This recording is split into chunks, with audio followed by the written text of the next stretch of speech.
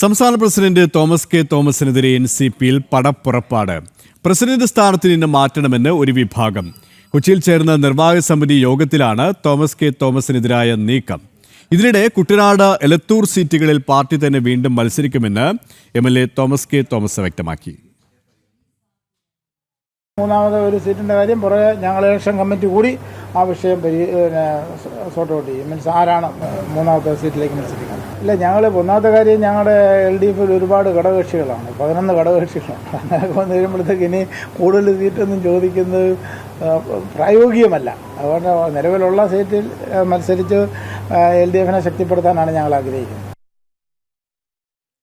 കൂടുതൽ വിവരങ്ങളുമായി ജിജീഷ് കരുണാകരൻ ചേരുകയാണ്. ജിജീഷ്, NCPയിൽ കലഹം അവസാനിക്കുന്നില്ല അല്ലേ? പ്രസിഡന്റ് തോമസ് കെ തോമസിനെതിരെ ഒരു വിഭാഗം രംഗത്തു വന്നിരിക്കുന്നു. അവരുടെ പ്രധാന ആവശ്യവും ഈ തരത്തിലാണ്.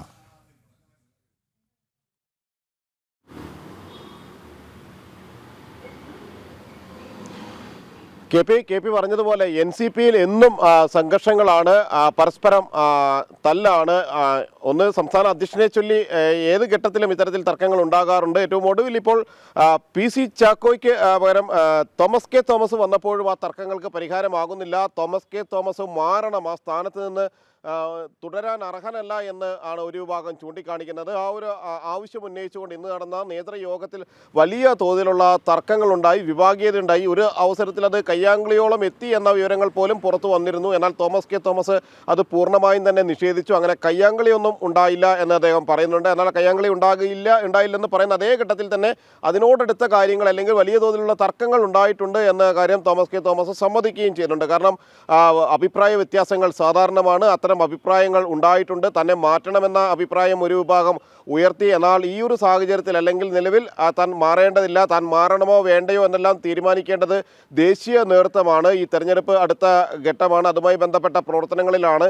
ഈ ഒരു സാഹചര്യത്തിൽ ആരെങ്കിലും മാറണമെന്ന ഒരു ആവശ്യവും എവിടെ നിന്നും ഉയർന്നിട്ടില്ല. പ്രത്യേകിച്ച് ദേശീയ നേതൃത്വം അത്തരം കാര്യത്തെക്കുറിച്ച് ആലോചിച്ചിട്ട് പോലുമില്ല. ആരെങ്കിലും അങ്ങനെ ഒരു ആവശ്യം ഉന്നയിച്ചു എന്ന് പറഞ്ഞ് അത് പ്രധാനപ്പെട്ട ഒരു ആവശ്യമോ അതൊരു തർക്ക വിഷയമോ ആയി മാറേണ്ടതില്ല എന്ന കാര്യം തന്നെയാണ് തോമസ് കെ തോമസ് ചൂണ്ടിക്കാണിച്ചത്. ഒപ്പം തന്നെ കുട്ടനാട് സീറ്റ് അത് NCPക്ക് അവകാശപ്പെട്ടത് തന്നെയാണ് എന്ന് ഒന്നുകൂടെ ഉറപ്പിക്കുകയാണ് NCP സംസ്ഥാന അധ്യക്ഷൻ ഇന്ന് നേതൃയോഗത്തിന് ശേഷം ചെയ്ത ഒരു കാര്യമെന്ന് പറയുന്നത്. കാരണം CPM അത് ഏറ്റെടുത്തേക്കും എന്ന ഒരു ചർച്ചകളുണ്ടായിരുന്നു, അത്തരം നീക്കങ്ങൾ ഉണ്ടായിരുന്നു, ആലോചനകളുണ്ടായിരുന്നു.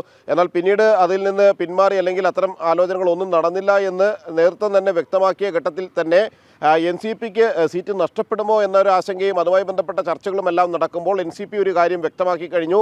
നിലവിൽ മത്സരിച്ച സീറ്റുകളിൽ NCP തന്നെ മത്സരിക്കും. അതേ ആളുകൾ തന്നെ, നിലവിലുള്ള MLA മാർ തന്നെ തുടരാനാണ് സാധ്യത.